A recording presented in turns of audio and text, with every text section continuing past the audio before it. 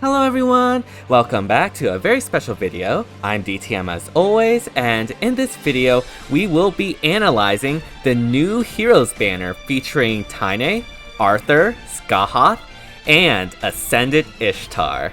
We finally have a Genealogy banner, and there's quite a lot to talk about. And we'll be going over the best builds, their strengths and weaknesses, and whether or not you should pull on this banner. And yeah, before we get into that, be sure to like, subscribe, hit the bell, all that jazz to help support the channel. Only takes 5 seconds to subscribe, but it would truly be amazing if we can reach 900 subscribers. Again, it really does mean the world, and I really do appreciate all the constant support. But yeah, to start us off, let's talk about Tine. Tine? Tine. Yeah, Tine. Sorry, I haven't played Genealogy, so I don't exactly know how this is pronounced. But what I do know is that she has Thunder Tome, which, amazing name aside, grants her slaying, and during turns 1, 2, 3, or if she's not at full HP, she gets special cooldown count -1 at the start of turn, and attack speed +6, damage reduction piercing, and +7 true damage during combat. And this true damage and damage reduction piercing only happens if she has a damaging special, so you can't exactly run AoEs. But still, this is extremely powerful, and this is a better times pulse effectively for the special cooldown count -1, because it doesn't matter whether or not your special is at max charge. Even if it's not at max charge, you'll still get the special cooldown count -1. She also comes with Blue Field 3, which is extremely relevant because Brave Hector and Ascended Idun are very meta relevant, and any help with facing against Brave Hector or Ascended Idun is greatly appreciated. And yeah, as a unit herself, Tine, as I mentioned, is essentially a mage version of Young Innis, and she can very reliably pre-charge her special. Just with her weapon alone, if she comes with Ruptured Sky or Moonbow, that will immediately get pre-charged during turns 1, 2, 3, and yeah, with that, she can immediately pierce through damage reduction. Unfortunately, she is 5-star exclusive and not a Grail unit like Young Innis, so she's not going to be as mergeable as Young Innis, but still, I can definitely see her being very useful in Aether Race defense, where damage reduction is very prominent from things like Flame, or Elamine, or Niffle, or the bunch of other damage reduction, like Spurn, for example. Unfortunately, in something like Summoner's Duels, where Hardy Fighter Far saves are very prominent, she will struggle. Hardy Fighter Far saves are not affected by this damage reduction piercing, as Tine's damage reduction piercing is only for non-special damage reduction, so it doesn't affect things like Aegis and whatnot, which is very unfortunate because that would have been super powerful in Summoner's Duels.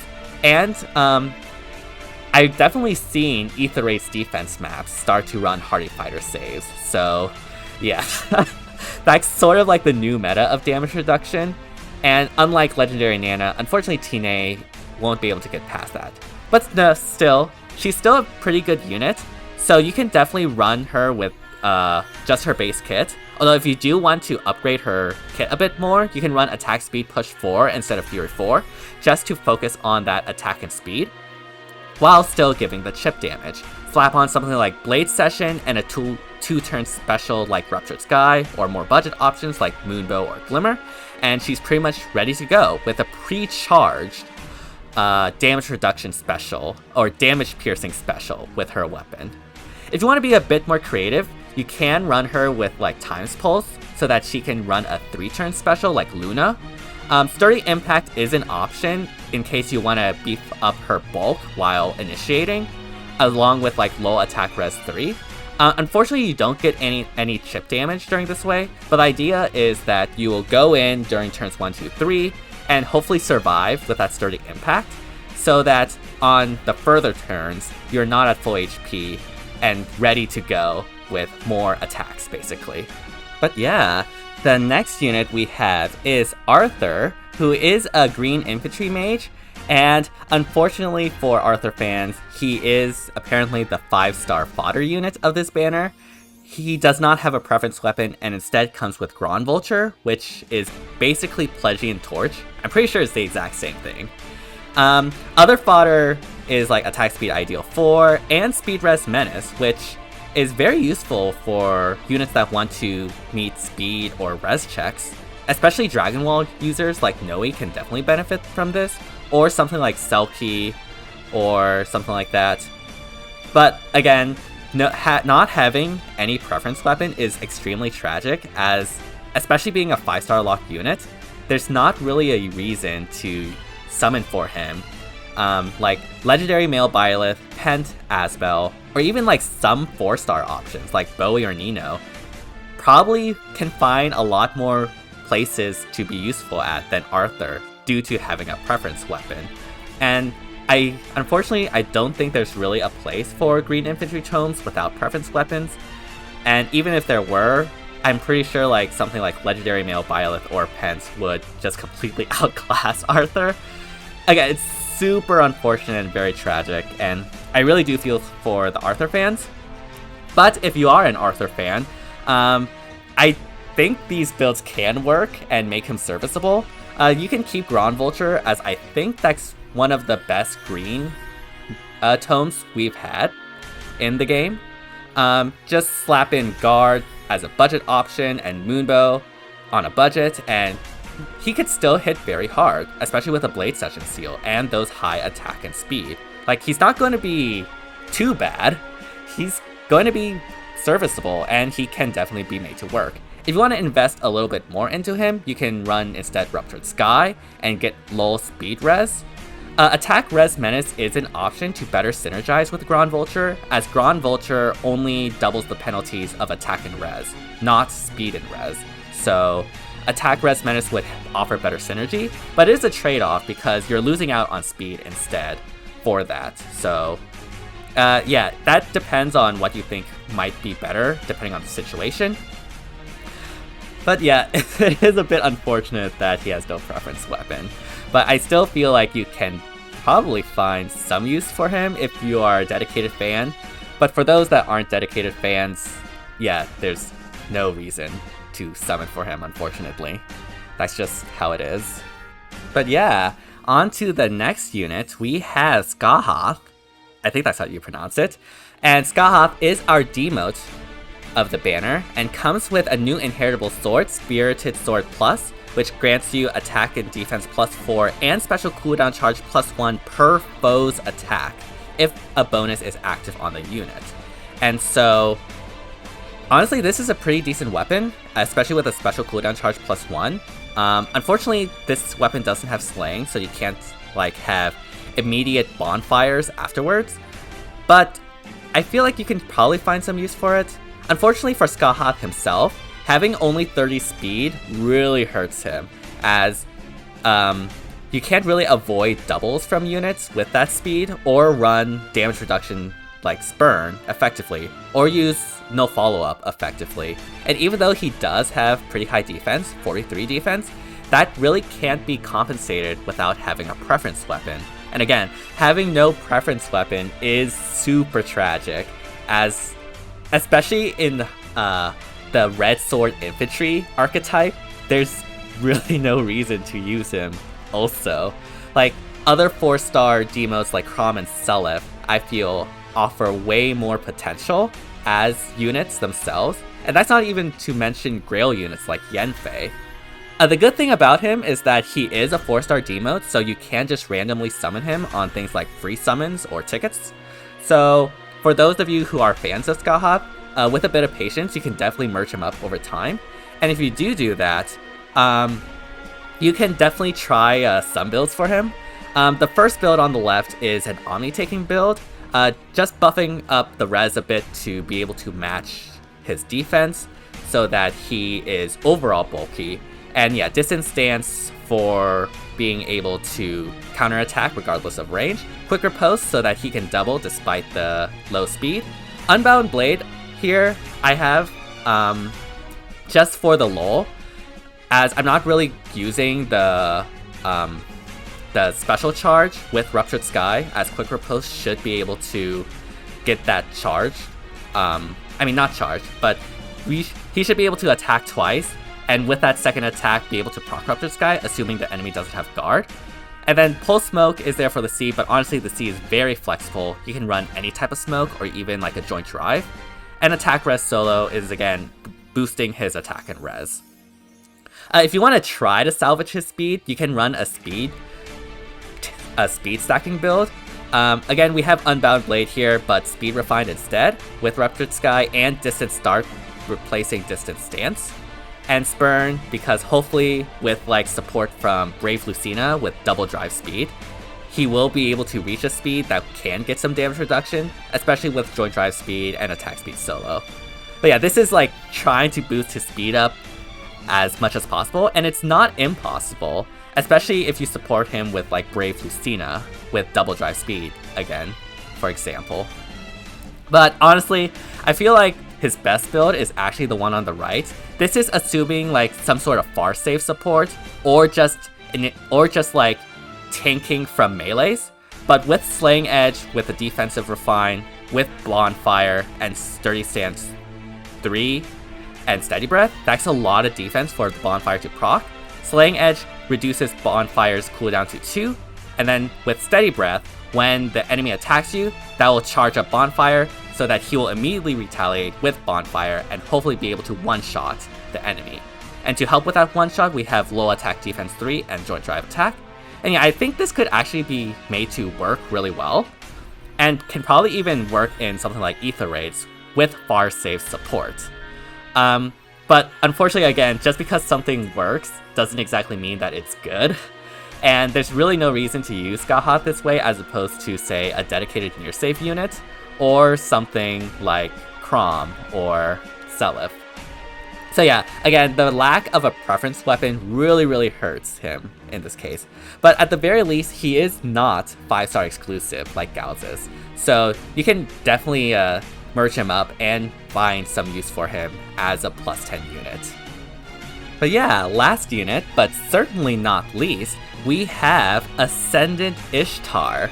So Ascendant Ishtar comes with Thunder's Mjolnir, which grants her Slaying, attack speed plus 6, and the tempo effect, which we've seen on Mia, now with a name, a young Mia, which is effectively like the Null Guard effect that OG Byleth came with initially. And in addition to that, she also gets Brave if she is able to outspeed the foe by 10. So this is very similar to Winter Lysithea. And so, like, with the tempo and this Brave, if you are able to meet this speed check condition, you can guarantee this Luna proc with the Times Pulse. Times Pulse, in addition to Slaying, will reduce Luna's cooldown to 1, and then if you can attack twice, that will lower the Luna count to 0 on the first hit, and then you can proc Luna on the second hit of that Brave effect. So this also doesn't get stopped by Guard because of the tempo, so this is some very powerful nuking potential if you are able to get the Brave effect. Of course, the key is being able to meet this condition, and unfortunately this condition is very strict. Plus 10 speed is a lot, even for a fast unit like Ascendant Ishtar.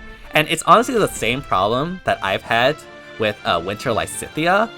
At least with Winter Lysithea, she also has Desperation as long as she does double, but even with Winter Lysithea and that Desperation, I've been able to outspeed Winter Lysithea without much problems. Like, it's not hard to get within that 10 speed range for Ishtar, who doesn't have that Desperation to follow back on. And especially with something like Ascendant Fjorm, a very speedy far save armor being very meta relevant, that matchup is very suspect. And yeah. In addition, like, most Hardy Fighter saves these days also run Deflect Magic because everyone got Ninjorin for free, so everyone is making sure that their far save unit is able to take into account Ninjorin. And unfortunately, that also affects Ascendant Ishtar's Brave effect as well, especially if you keep Luna, as that Luna proc will be on the second hit, where it's being affected by Deflect Magic, so that'll get reduced down to 80%. Like, don't get me wrong, I think Ascendant Ishtar will be an extremely powerful nuke. Like, being able to have that Brave effect against slow units and being able to guarantee a Luna proc through something like Special Fighter is extremely powerful. But unfortunately, I don't think she is that of a standout unit compared to something like Ascendant Fiorm or Ascendant Idun. But regardless, like, she's still very powerful, and so you can just run her base kit and slap Blaze Session as a seal and just call it a day. She'll work very fine then, and she'll work very fine now. And again, what the key here is to stack as much speed as possible, so that she can get the Brave effect, and so that we can guarantee that Luna proc. If you want to be a bit more safe, you can run Wind Sweep on her, and I would definitely recommend changing out Life and Death 4 to something like Attack Speed Ideal 4. Especially with Wind Sweep, she should be able to safely keep her HP to the max and keep that ideal condition checked. And yeah, Wind Sweep is definitely a lot safer because you're going to mainly be relying on one-shotting with that Brave effect. And in case you don't, you have Wind Sweep to follow back on, in case like you aren't able to get that Brave effect. Sure, you won't be able to quad with Wind Sweep, but I much prefer the safety of Wind Sweep over potentially just getting one-shotted by Brave Hector, for example, with Deflect Magic protecting him. Unfortunately, though, like, Wind Sweep does nothing against Ascendant Fiorm, which will definitely cause her a lot of problems, I feel, especially as a blue unit. And yeah, unfortunately, I don't think she is really anything special outside of being a magical nuke.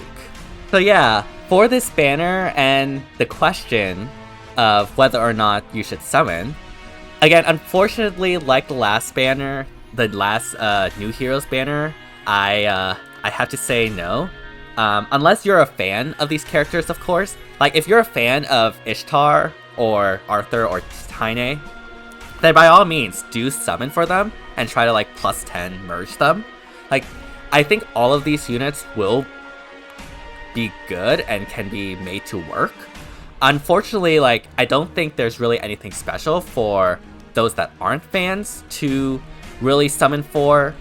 Because at the end of the day, we have a Red Sword Infantry that is demoed, so you could just merge them up over time. And just having infantry nukes. Tine is probably the most interesting because of her damage reduction piercing effect. And maybe Ishtar as well because of that conditional Brave. But I don't think that they will be meta impactful, and you definitely do not need these units to be successful in something like Ether Raids or Summoner's Duels or even Arena. So my suggestion is to only summon if these are your favorites, as otherwise I don't feel that these open up new options for those that already have, say, Mage Nukes, for example, like Ninjorin or Harmonic Sonia or even like Ophelia. Yeah, I don't think these units have anything special beyond their nuking combat. And so unfortunately, I can't really recommend summon. Again though, if these characters are your favorites, by all means, do summon for them. I do think they can be made to work, and you can definitely find success with them if you want to. But yeah, that is it for this banner. Hopefully you all enjoyed it. If you did, be sure to like, subscribe, hit the bell, all that jazz to help support the channel. Only takes 5 seconds to subscribe, but it would be super amazing if we can reach 900 subscribers. And I really do appreciate all the constant support. Yeah, for me, unfortunately, I will be skipping this banner as well, especially with the upcoming Mythic banner and Fallen banner, which I'm really looking forward to. And honestly, you can also just wait until the Fallen banner trailer comes out to decide whether or not you will summon. But again, I don't think any of these units will be standing out, and you definitely don't need these units to succeed. And so yeah, I personally will be skipping, but do let me know down in the comments whether or not you'll be summoning on this banner or not. And yeah, thank you all so much for watching, and see you all next time.